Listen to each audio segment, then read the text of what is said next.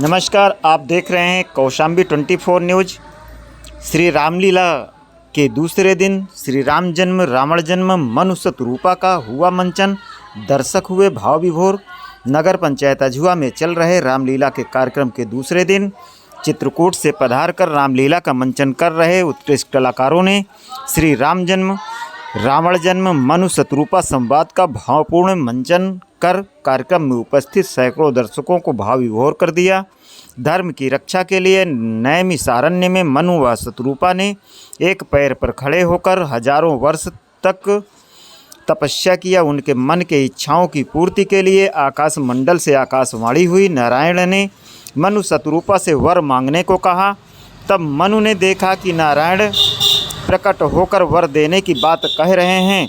मनु शतरूपा ने कहा, प्रभु कुछ देना ही चाहते हैं तो मुझे मोक्ष नहीं चाहिए, स्वयं आप ही पुत्र के रूप में प्राप्त हो जाइए। भगवान ने मनु शतरूपा को वरदान दिया और कहा कि समस्त भूमंडल पर धर्म की रक्षा के लिए त्रेता युग में अवतार लूँगा।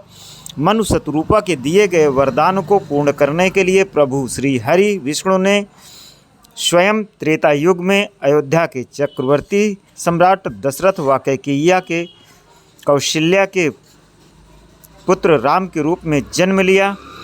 इसी प्रकार रावण और कुंभकर्ण जन्म के विषय में भी दिखाया गया है कि श्रसी विश्वश्रवा की वरवर्णिनी और कैकसी दो पत्नियां थीं। वरवर्णिनी द्वारा कुबेर को जन्म देने पर सौतिया जलनवश उनकी दूसरी पत्नी कैकसी ने अशुभ समय में गर्भ धारण किया, जिसके फलस्वरूप उसके गर्भ से रावण और कुंभकर्ण जैसे क्रूर स्वभाव वाले राक्षस